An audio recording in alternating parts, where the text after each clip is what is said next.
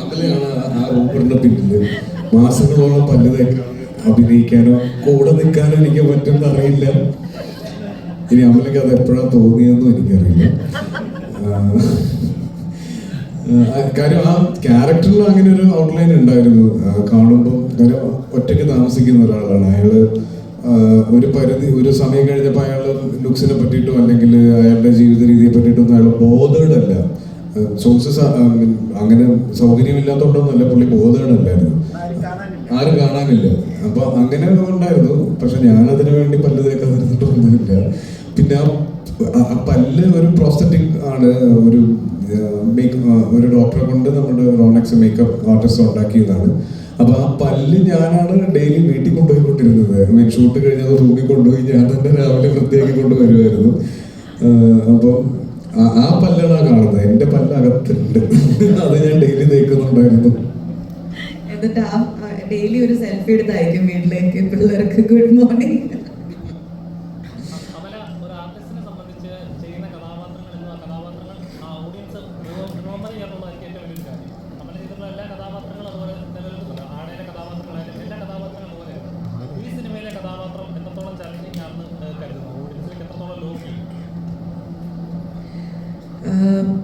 Challenging ആയിരുന്നു. കാരണം physically അല്ലെങ്കിൽ ലുക്ക് വൈസ് ഒന്നും അല്ല, ബട്ട് പെർഫോമൻസ് വൈസ്. കാരണം ഇതൊരു ഞാൻ പറഞ്ഞല്ലോ, ഈ ക്യാരക്ടേഴ്സിലൂടെയാണ് ഇതിൻ്റെ സ്റ്റോറി പോകുന്നത്. അപ്പം ഒത്തിരി ലേയേഴ്സ് ഉള്ള ഒരു ക്യാരക്ടറാണ് ഞാൻ പ്ലേ ചെയ്ത ചേതാലി എന്ന് പറയുന്ന ക്യാരക്ടർ. അപ്പോൾ എനിക്ക് ഒത്തിരി കൺഫ്യൂഷൻസ് ഉണ്ടായിരുന്നു. ഒരുപാട് ക്ലാരിറ്റി വേണ്ട ഒരു ക്യാരക്ടറായിരുന്നു. ഐ റിമെമ്പർ ഞാൻ ജിത്തു സാറിനെയും അവിടെ നിന്ന് ടുണീഷ്യയിൽ നിന്ന് വിളിച്ചിട്ട് ഇതിനെക്കുറിച്ച് ഡിസ്കസ് ചെയ്തായിരുന്നു. ഞാൻ ഇതിനെക്കുറിച്ച് ഞാൻ ഒരു സൈക്യാട്രിസ്റ്റാണ് ഞാൻ പ്ലേ ചെയ്യുന്നത്.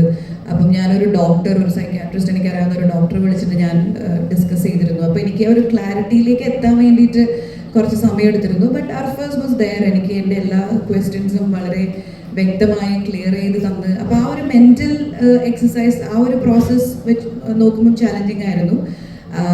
ബട്ട് എനിക്ക് I really want to thank ഞങ്ങളുടെ DOP അപ്പു പ്രഭാകർ. ലൈക്ക് നമ്മൾ ചില സിനിമയിൽ നമുക്ക് തോന്നില്ല നമ്മളെ കാണാനായിട്ട് വളരെ ഭംഗിയുണ്ടെന്ന്.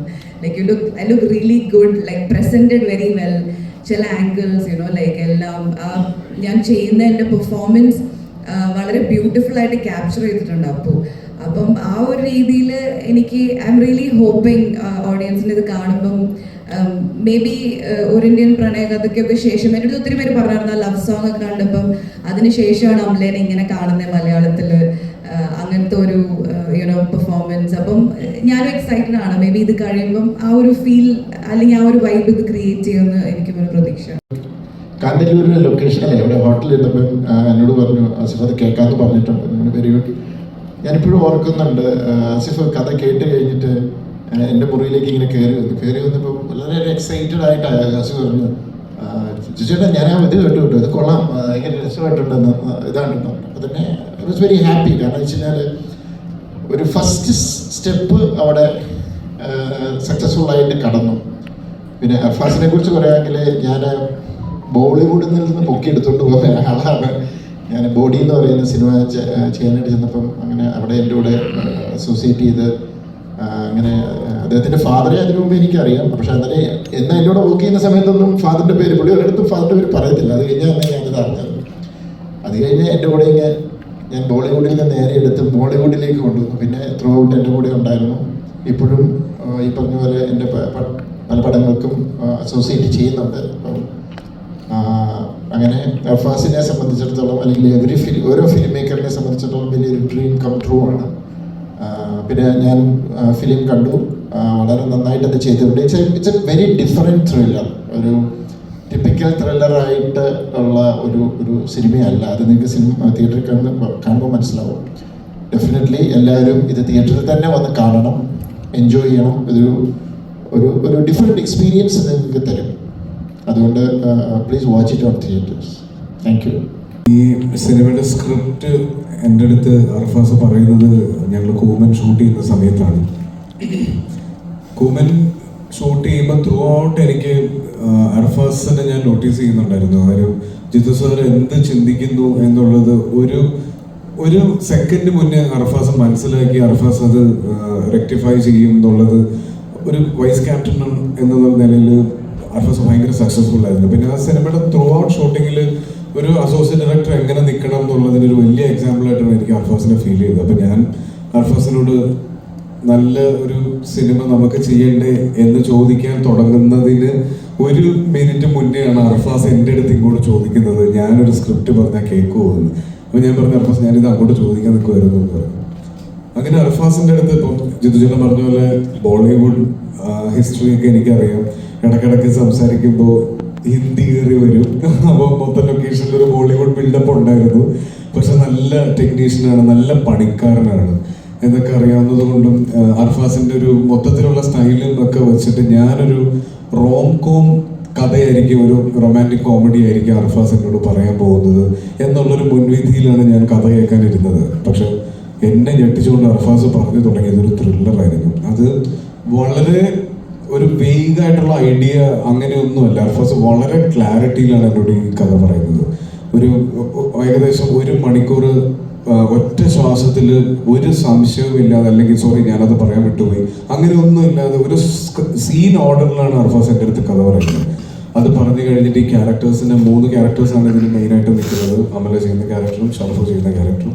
ഇവരുടെ ക്യാരക്ടർ ഹിസ്റ്ററി, ബാക്ക്ഡ്രോപ്സ്, ഇവരിങ്ങനെ പെരുമാറാനുള്ള കാരണം എന്ന് വേണ്ട ഞാൻ എന്ത് സംശയമാണോ ചോദിക്കാൻ സാധ്യതയുള്ളത് അത് മുഴുവൻ അർഫാസ് എനിക്ക് പറഞ്ഞു തന്നു.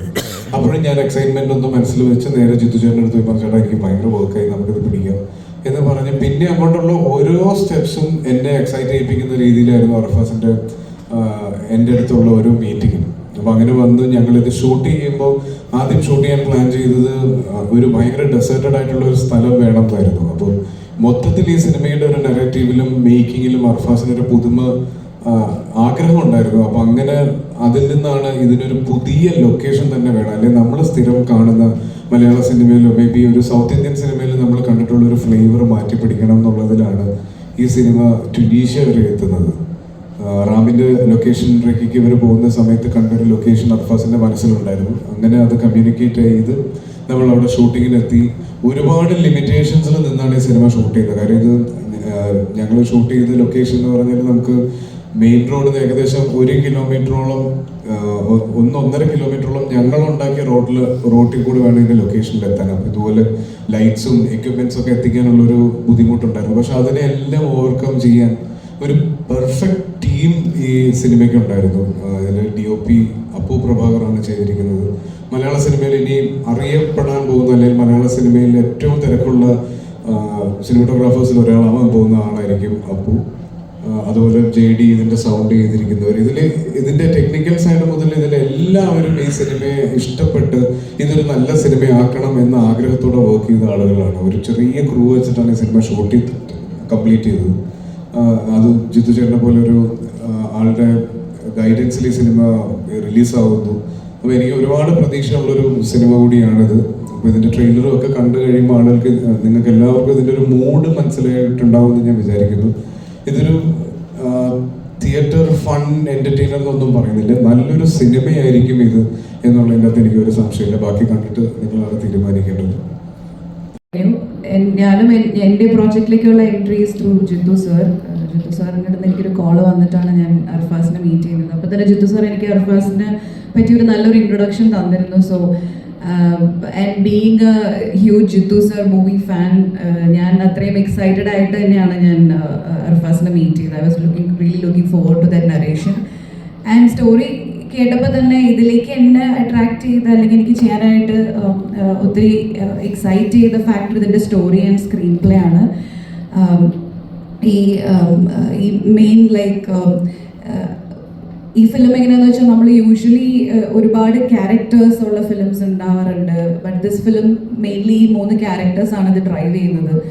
ആൻഡ് അവരുടെ ഇടയിലുള്ള ഒരു ഡ്രാമ, അവരുടെ ഇടയിലുള്ള ഒരു ജേണിയാണ് ഇതിനെ മുന്നോട്ട് കൊണ്ടുപോകുന്നത്. സോ അങ്ങനെ ഒരുപാട് യുണീക്കായിട്ടുള്ള ട്യുണീഷ്യയിലുള്ള ഷൂട്ടിങ് ആൻഡ് ഇതിൻ്റെ മേക്കിങ്സ്, ഒരുപാട് യുണീക്ക് ഫാക്ടേഴ്സ് ഉള്ള ഫിലിമാണിത്. ആൻഡ് ഇതെല്ലാം comes in a thriller genre that makes it more engaging for the audience to watch. ഇതൊരു എക്സ്പെരിമെൻ്റൽ മൂവിയാണ്. It's a slow burner and Asif പറഞ്ഞ പോലെ എന്തായാലും ഒരു മോശം സിനിമയാവില്ല എന്ന് ഞങ്ങൾക്ക് എല്ലാവർക്കും നല്ല ഉറപ്പുണ്ട്. ആൻഡ് ഞങ്ങളെല്ലാവരും we have poured our heart and soul into this film. Like he said, ടുണീഷ്യയിൽ ഞങ്ങൾ ഷൂട്ട് ചെയ്തപ്പോൾ ഒരുപാട് ലിമിറ്റേഷൻസ് ഉണ്ടായിരുന്നു, ക്രൂ മെമ്പേഴ്സ് വളരെ ലിമിറ്റഡ് ആയിരുന്നു. എന്നാലും ഞങ്ങൾക്ക് ഒരു ക്രിയേറ്റീവ് എക്സ്പെരിമെൻ്റ് ആയിരുന്നു ഈ പ്രോജക്റ്റ്. ഒരു തിയേറ്ററൊക്കെ ചെയ്യുന്ന പോലെ ലൈവ് സൗണ്ട് ആയിരുന്നു. ഒരുപാട് റിഹേഴ്സലൊക്കെ ചെയ്തിട്ട് ചില സമയത്ത് നമ്മൾ ചില പ്രോജക്ട്സ് ചെയ്യുമ്പോൾ നമ്മൾ ക്രിയേറ്റീവ്ലി ഒത്തിരി സാറ്റിസ്ഫൈഡ് ആവും. അങ്ങനത്തെ ഒരു ഫിലിമാണിത്. And I'm very, very grateful, that I could be a part of this film. So thank you, Arfaz, thank you, Jittu sir, thank you, Asif, and thanks to the production. And definitely എൻ്റെ കരിയറിൽ ഞാൻ എന്നും ഓർത്തിരിക്കുന്ന ഒരു ഫിലിമായിരിക്കും ഇത്. And it's മറ്റന്നാൾ റിലീസാവുകയാണ്. So very very excited and looking forward. And നിങ്ങളുടെ എല്ലാവരുടെയും സപ്പോർട്ട് വേണം. കാര്യങ്ങൾ നമ്മളിപ്പോൾ ഇവിടെ പറയുന്നത് വിഷ്വല്, ഒരു ലൊക്കേഷൻ, സിനിമയ്ക്ക് അങ്ങനെ പ്രത്യേകിച്ച് റൂൾസും ഒന്നുമില്ല. നമ്മൾ എൻഗേജിങ് ആയിരിക്കുക എന്നുള്ളത്. രണ്ടുപേരെ ഉള്ളൊരു രണ്ടുപേര് അത് വെൽ സ്ക്രിപ്റ്റഡ് ആണ്, വെൽ പെർഫോംഡ് ആണെങ്കിൽ ആ സിനിമ നിൽക്കും, എൻ്റർടൈൻ ചെയ്യുക എന്നുള്ളതാണ്. ഇവിടെ എത്രയോ 100 ആർട്ടിസ്റ്റ് നിന്ന് അഭിനയിച്ച പടമൊക്കെ ഇവിടെ തിയേറ്ററിൽ കൂടെ സർവൈവ് ചെയ്യാതെ പോയിട്ടുണ്ട്. സോ അതല്ല എനിക്ക് ഇതിനകത്ത് ഏറ്റവും അട്രാക്ഷൻ തോന്നിയത്, അല്ലെങ്കിൽ എനിക്ക് ഏറ്റവും ഇഷ്ടപ്പെട്ടത്, അർഫാസ് എന്നോട് വന്ന് ഈ കഥ പറഞ്ഞപ്പോൾ ഞാൻ അർഫാസ് അങ്ങനെ ചിന്തിച്ചല്ലോ എന്നുള്ള. ആസ് എ ഫിലിം മേക്കർ സാധാരണ ആൾക്കാർ ചിന്തിക്കുന്നതിൽ നിന്ന് വിഭിന്നമായി ചിന്തിച്ചു. ഇന്ന് അർഫാസ് ഇപ്പം പറയുന്ന ലോകത്തിൽ ഇന്നവരെ ആരും പറയാത്ത കാര്യമൊന്നുമില്ല. കാരണം ഞാൻ പണ്ട് ഞാൻ സിനിമയിലേക്ക് വരാൻ ആഗ്രഹിച്ചിരുന്ന സമയത്ത് ശേഖർ കപൂർ, ഞാൻ ഒത്തിരി ഇൻ്റർവ്യൂ പറഞ്ഞിട്ടുണ്ട്, മഹേഷ് ഭട്ട് ശേഖർ കപൂർ ഇൻ്റർവ്യൂവിൽ മഹേഷ് ഭട്ട് ശേഖർ കപൂറിനോട് ചോദിക്കുന്നുണ്ട്, ബഡ്ഡിങ് ഡയറക്ടേഴ്സിന് എന്തെങ്കിലും മെസ്സേജ് കൊടുക്കാനുണ്ടോ എന്ന് ചോദിച്ചു. അദ്ദേഹം പറഞ്ഞു, if you want to be a good director, go against the rules of the industry എന്നാണ്. അപ്പോൾ ഇവിടെ എല്ലാവരും ഒരേ പാറ്റേൺ, ഒരേ ഇത് എങ്ങനെ ചെയ്യും, അങ്ങനെ ചിന്തിക്കുമ്പോൾ അർഫാസ് വന്ന് എന്നോട്, അർഫാസ് പല കഥകൾ പറഞ്ഞിട്ടുണ്ട്, അത് പലതും ബാക്കിയൊക്കെ നല്ലത് തന്നെയാണ്. പക്ഷേ ഇത് എനിക്ക് ഭയങ്കരമായിട്ട് സ്ട്രൈക്ക് ചെയ്തു. കാരണം ഇറ്റ്സ് എ ഡിഫറെൻറ്റ് ഫിലിം. അത് എനിക്ക് അതുകൊണ്ട് തന്നെയാണ് ഞാനിങ്ങനെ ഭയങ്കരമായിട്ട് സപ്പോർട്ട് ചെയ്തത്. കാരണം മലയാളത്തിന് ഇന്ന് എനിക്ക് തോന്നുന്നത് ഇന്ത്യയിൽ ഏറ്റവും കൂടുതൽ ഇങ്ങനെയുള്ള ഡിഫറെൻറ്റ് സിനിമകൾ ചെയ്യാനും അത് ആസ്വദിക്കാനും കഴിവുള്ള ഒരു ഗ്രൂപ്പാണ് നമ്മൾ കേരള മലയാളികൾ എന്ന് പറയുന്നത്. അതുകൊണ്ട് തന്നെ ഞാൻ ധൈര്യമായിട്ട് നിന്നത് and it's A very interesting film. അത് നിങ്ങൾ സിനിമ കാണുമ്പോൾ നിങ്ങൾക്കത് മനസ്സിലാവും. അപ്പോൾ അതിനകത്ത് വിഷ്വലും മാത്രമല്ല, അദ്ദേഹത്തിൻ്റെ സ്ക്രിപ്റ്റിംഗ് ഉണ്ട്, എഴുത്തുണ്ട്, ഇവരുടെ പെർഫോമൻസ് ഉണ്ട്, അതിലാണ് സിനിമ നിൽക്കുന്നത്. അപ്പോൾ ഓഫ് കോഴ്സ് ഫോട്ടോഗ്രാഫി ഉണ്ട്, ബാക്കി എല്ലാ ഘടകങ്ങളും ഉണ്ട്. അപ്പം അത് നിങ്ങൾക്ക് സിനിമ കാണുമ്പോൾ മനസ്സിലാവും. ആൻഡ് ഇതിലെ മേക്കപ്പ് അല്ലെങ്കിൽ അതിന് വെച്ചിട്ടുള്ള കോസ്റ്റ്യൂംസ്, ലുക്സ്, 2 ലുക്ക് ഉണ്ടെന്നൊക്കെ ട്രെയിലർ കണ്ടപ്പോഴാണ് മനസ്സിലായത്. എത്രത്തോളം ഫിസിക്കലി ഡിമാൻഡിങ് ആയിരുന്നു ലെവൽ ക്രോസ്? ഫിസിക്കലി ഡിമാൻഡിങ് എന്ന് പറയുമ്പോൾ എനിക്ക് എൻ്റെ ഒരു മേജർ കൺസേൺ അങ്ങനെ ഒരു ക്യാരക്ടറിലേക്ക് എത്തുമ്പോൾ, ആ ഒരു അപ്പിയറൻസിലേക്ക് എത്തുമ്പോൾ അതൊരു ഫാൻസി ഡ്രസ് ആകരുത് എന്നുള്ളൊരു ആഗ്രഹം ഉണ്ടായിരുന്നു. കാര്യം ആ സ്ക്രിപ്റ്റ് ഡിമാൻഡ് ചെയ്യുന്ന, അല്ലെങ്കിൽ ആ ക്യാരക്ടർ ഡിമാൻഡ് ചെയ്യുന്ന ഒരു ലുക്ക് അതൊട്ടും ഈ ഏച്ച് കെട്ടി വെച്ച ഒരു ഫീൽ ഇല്ലാതെ കുറച്ച് റിയൽ ആയിരിക്കണം, ഒറിജിനൽ ആയിരിക്കണം എന്നൊരു ആഗ്രഹം ഉണ്ടായിരുന്നു. അപ്പം അതിന് വേണ്ടിയിട്ട് 3-4 ഗെറ്റപ്സ് നമ്മൾ ഫൈനൽ ചെയ്തിരുന്നു. കുറച്ചധികം കോസ്റ്റ്യൂംസ് ട്രയൽ ചെയ്തിരുന്നു. അപ്പോൾ ആ ഗെറ്റപ്പിലാണ് നമ്മൾ ഈ പറയുന്ന രീതിയിലേക്ക് ക്യാരക്ടർ നരേഷനിലേക്ക് മീറ്റ് ചെയ്യുന്ന ഏറ്റവും അടുത്തുള്ളൊരു ഗെറ്റപ്പായിട്ട് തോന്നിയതായിരുന്നു. അപ്പം അതിനോട്, ആ ക്യാരക്ടറിനോട് ജസ്റ്റിഫൈ ചെയ്യുന്ന ഞങ്ങളെ കൊണ്ട് പോസിബിൾ ആയിട്ടുള്ളൊരു ഇത്. പിന്നെ ചാലഞ്ച് എന്ന് പറയുമ്പോൾ അതിൽ ഏറ്റവും വലിയ ചാലഞ്ച് അത് തന്നെയായിരുന്നു. നമ്മൾ ഈ വേഷം കെട്ടുകയും പെർഫോം ചെയ്യുന്ന സമയത്ത് ക്യാരക്ടർ ലൂസ് ആവുകയും ചെയ്യുമ്പോഴാണ് അത് ഫാൻസി ഡ്രസ് ആവുക. അപ്പോൾ അത് ആവാതിരിക്കാൻ മാക്സിമം ട്രൈ ചെയ്തിട്ടുണ്ട്. അത് ഇനി പ്രേക്ഷകരാണ് പറയേണ്ടത്. കാരണങ്ങളുണ്ടായിരുന്നു. ഇപ്പോൾ ഉദാഹരണത്തിന് ഒരു ഇന്ത്യൻ പ്രണയകഥ ചെയ്യുന്ന സമയത്ത് ഇതിൽ ഇന്നസെന്റ് ഉണ്ടോ എന്നുള്ളതാണ് സത്യനോട് ചോദിക്കുന്നത്. അതുപോലെ ലാലിന്റെ കൂടെയുള്ള സിനിമകൾ ചെയ്യുമ്പോൾ അദ്ദേഹത്തിനോടൊപ്പം ചെയ്യാം, അല്ലെങ്കിൽ ജോഷി സാറിന്റെ ഡയറക്ഷനിൽ അഭിനയിക്കാം. ലെവൽ ക്രോസിന്റെ ഏറ്റവും വലിയ അങ്ങനത്തെ ഒരു കഥയല്ലാതെ ഇഷ്ടപ്പെടുത്തിയത് എന്താണ്? സത്യേട്ടനോട് ഞാൻ ഒരു ഇന്ത്യൻ പ്രണയകഥയിൽ ഇന്നസെന്റ് ഏട്ടൻ ഉണ്ടോ എന്ന് ചോദിക്കാൻ കാരണം എന്നാലേ ഞാൻ സിനിമ ചെയ്യുള്ളൂ എന്നുള്ളതല്ല. ഞാൻ ഇന്നസെന്റ് ഏട്ടന് ഭയങ്കര വലിയ ഫാനാണ്. പിന്നെ സത്യേട്ട ഫിലിമിലുള്ള ഒരു കോമൺ ഫാക്ടർ ആണല്ലോ, അപ്പം ആ ഒരു എക്സൈറ്റ്മെന്റിലാണ്. പിന്നെ റൺ ബേബി റൺ ആണെങ്കിലും അതിന്റെ story, Lalettan, Joshi sir, it's a combo. അതൊക്കെ ഒരു വലിയൊരു ബ്ലെസ്സിങ്സ് ആയിട്ടാണ് ഞാൻ കാണുന്നത്. ആക്ച്വലി ഞാൻ ചൂസ് ആൻഡ് പിക്ക് ചെയ്ത ഫിലിംസ് അല്ല, ഇതിലേക്ക് വന്ന ഫിലിംസ് ആണത്. അതുപോലെ തന്നെ ഈ പ്രോജക്റ്റ് വന്നപ്പോഴും ഞാൻ പറഞ്ഞല്ലോ ജിത്തു സാറ് വിളിക്കുന്നു എന്നെ, പിന്നെ ഞാൻ സ്റ്റോറി കേട്ടു. ആൻഡ് ഇതിൻ്റെ actors Asif and Sharafudheen technically strong ആയിട്ടുള്ളൊരു ക്രൂ. ആൻഡ് മെയിൻലി എനിക്ക് ഇതിൻ്റെ സ്റ്റോറി എനിക്ക് ആസ് എ ഡയറക്ടർ അർഫാസ് എനിക്കത് നറേറ്റ് ചെയ്തതും അർഫാസിൻ്റെ ഒരു വിഷൻ, അർഫാസിൻ്റെ ക്ലാരിറ്റി എന്നെ അതെല്ലാമാണ് കൺവിൻസ് ചെയ്തത്. So overall it was a good project to be a part of എന്ന് തോന്നി. എനിക്കൊരു നല്ലൊരു ഇൻറ്റ്യൂഷൻ ഉണ്ടായിരുന്നു, ഒരു കൺവിക്ഷൻ ഉണ്ടായിരുന്നു ഇത് എന്തായാലും വർക്ക്ഔട്ട് ആവും. ബിക്കോസ് എല്ലാ ഡിപ്പാർട്ട്മെന്റ്സിലും ഇത് അത്രയും തന്നെ ഈ പടം അർഫാസ് എങ്ങനെയാണോ കാണുന്നത് അതേ വിഷൻ തന്നെയുള്ള ആക്ടേഴ്സും ടെക്നീഷ്യൻസും തന്നെയാണ് ഇതിൻ്റെ കൂടെ ഉള്ളത്. സോ അത് നന്നായിട്ട് വരും എന്നുള്ളൊരു കോൺഫിഡൻസ് ഉണ്ടായിരുന്നു.